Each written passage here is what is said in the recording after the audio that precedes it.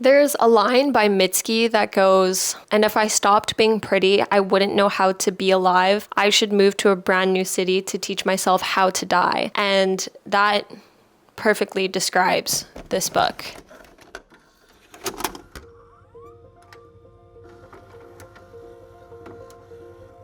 As an introspective person, I often think about how the things that I consume affect the way that I think or the way that I act, how it causes me to reflect on past experiences or things that I've gone through in my life. And with Goodreads annual reading challenges, Book Talk and BookTube cycling through different trends quicker than ever, as well as the publishing industry pumping out books faster than ever, I felt myself at odds with the way that I read and the reading community here on the internet. So if you're anything like me and you like to read deeply instead of widely, then this video is for you. I wanted to talk about how I consume books in a slow, more introspective manner that allows me to get more out of the books that I read for fun. For me, reading is not an academic exercise, and I feel like it can feel quite gatekeepy if we treat reading as an academic exercise all the time, especially when we're reviewing books. But rather, I view it as a way to connect deeper with myself and the world around me. So in today's video, I want to talk about the close reading exercises, which sounds academic, but it's really just a list of questions that I kind of ask myself after I finish a book in order to understand how I felt about it and to reflect on what I just consumed. I don't want to come across as demonizing BookTube or Book Talk. In fact, that's where I find a lot of inspiration from as far as what to add to my TBR. And I also don't want to come across as holier than thou because I,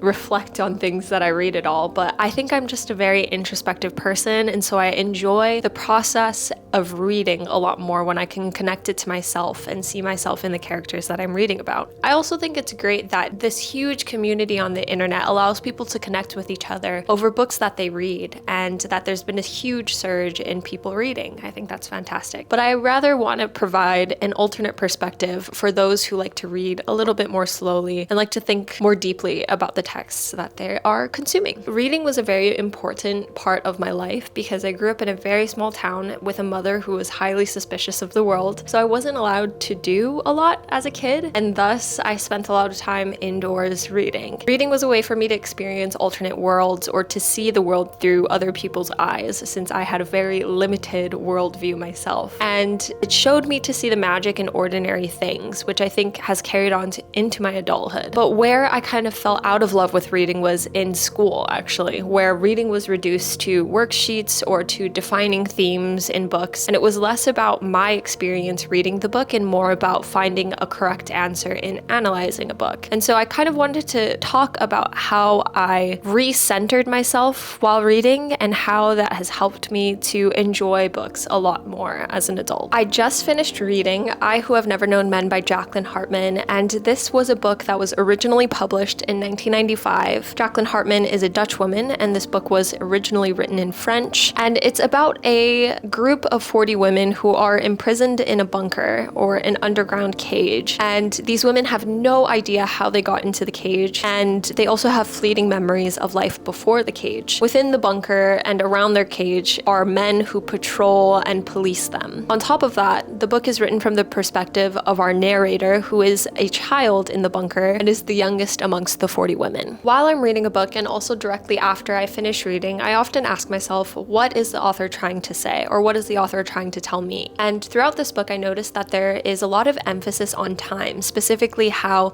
time relates to a woman's body. Our main character learns how to tell time by tracking her heartbeat. And on top of that, our main character doesn't get a menstrual cycle while all of the other women do. And lastly, our main character notices the passage of time by observing the other women and how they age and slowly die, as she is the sole survivor of her bunker. Interlaced with this idea of time is the idea or discussion around a woman's purpose in life, and specifically a woman's reproductive system. As I mentioned, our main character, who is a child who grew up in this bunker, has never received her period, where the other women all receive regular menstrual cycles and have gone through menopause together. And this is an experience that makes or one of many experiences that makes our main narrator feel isolated from the other women. And all of them talk about children and men that they've known in previous lives that our main character was too young or has no memory of. And so this kind of furthers her isolation in what it means to be a woman amongst other women who have experienced things that she will never experience. I think the author also discusses a lot of power dynamics within this prison structure. Of course, the 40 women are imprisoned in a cage and the guards outside of the cage are all men, but the women are also strictly prohibited from touching each other. They're strictly prohibited from being too loud or showing too much emotion. And I think this has something to say about how women are policed in everyday life, how intimacy of a woman's body is reserved for a man, or how it's forbade between women, and how contextualizing intimacy between women almost becomes foreign once it's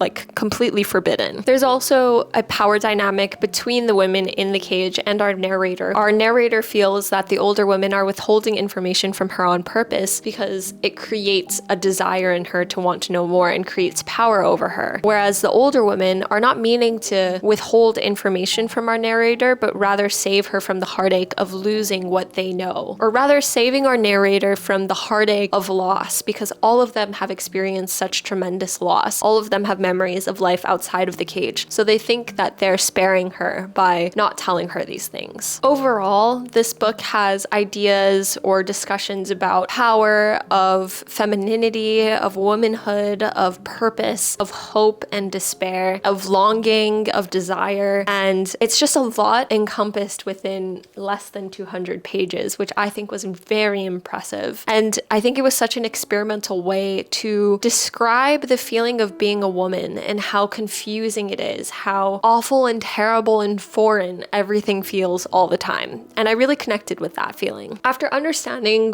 what the author was trying to say, I like to ask myself how the author said it. How did she communicate this message to me? And in the book, the author decides to create a narrator that is completely clueless of a world that you and I both know. And I think she did this on purpose in order to allow the reader to project our own life experiences onto the narrator, and to also speak to the confusion that we all feel going through life. Hartman has our narrator explain her entire experience at the end of her life, explaining all of the weird, the confusing, the unexplained experiences that she has witnessed or taken part of, in hopes that us, the reader, will make some sense out of it. Throughout the book, there's this constant state of confusion, of longing, of purpose, and a pendulum swing between hope and despair. And I feel like that perfectly encapsulates the feeling of being alive and how confusing and terrible and beautiful it can all be at the same time. There's this line at the end of the book that I think perfectly encapsulates what the author was trying to say. And it goes, "Perhaps I've tried to create time through writing these pages. I begin, I fill them with words, I pile them up, and I still don't exist because nobody's reading them. I'm writing them for some unknown reader who will probably never come. I'm not even sure that humanity has survived that mysterious event that governed my life. But if the person comes, they will read them, and I will have a time in their mind. They will have my thoughts in them. The reader and I thus mingled will constitute something living. That will not be me because I will be dead, and will not be that person as they were before reading, because my story, added to their mind, will then become part of their thinking." And I think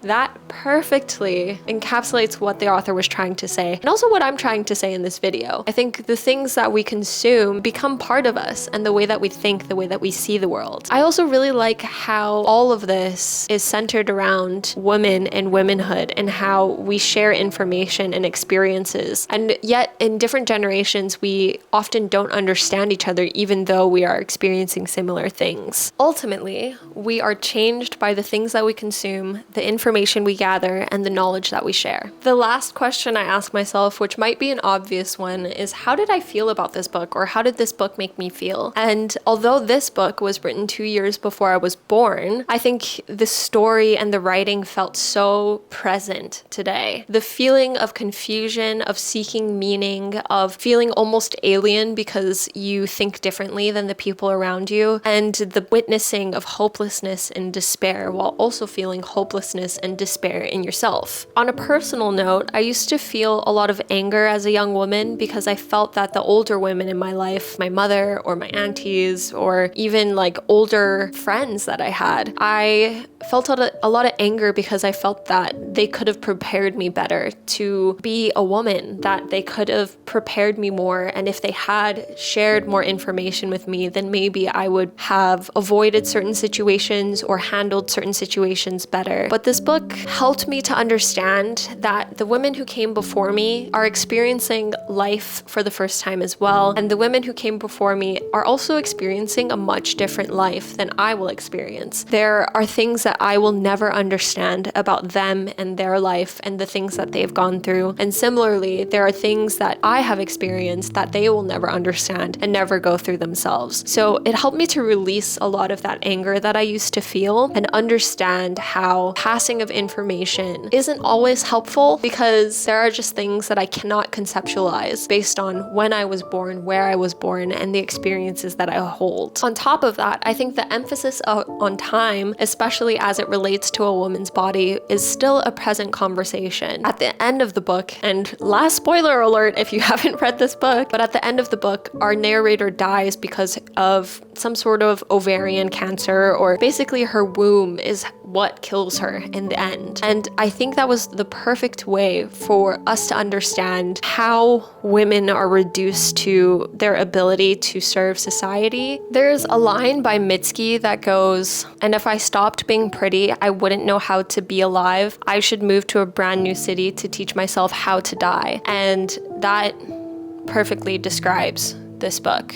Overall, I loved this book. I rate this book 5 stars. My rating system doesn't really hold a lot of weight though, because I often like the books that I read, especially when I go through this process. But this book just really forced me to reckon with my own womanhood, how I view my body, how I view my reproductive system, how I view the older women in my life, how I view my mother, and how I view their lives and their experiences. And it was a really special read for me, especially as like a young woman who was born in the 90s, late 90s, when this book was written, how a lot of the ideas within this novel are still so present today. The notion of power dynamics, the notion of projecting meaning onto inherently absurd and meaningless things, and how that gives us a will to live. The loss of a will to live, the despair and hope that we feel throughout our lives, and also the passage of time, the passage of knowledge, the sharing of information, all of those ideas are wrapped up into less than 200 pages, and it really changed a lot for me. It really had me thinking about my own mortality. It had me thinking about how I view myself and how I view even men in my life. I hope that these questions help you read a little bit more closely and help you digest the things that you read as well. I think doing this short exercise and asking myself these questions helped me to understand books a little bit more, helped me to discuss books with others a little bit better, and help me to learn more about myself as I read and how I'm changed after I read different books. These questions can be applied to romance, romantasy, fantasy, even articles that you read, but I think it's a great double check just to ensure that you are thinking when you're reading,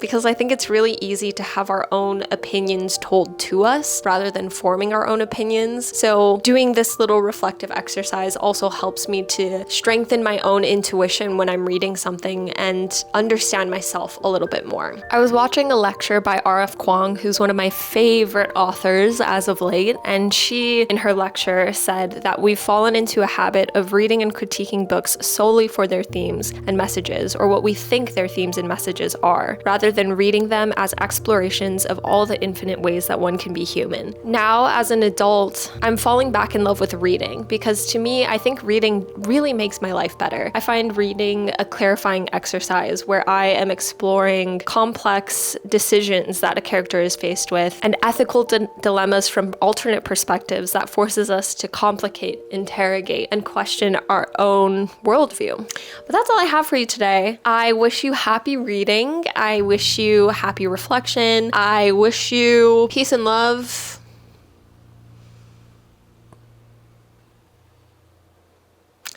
That's all.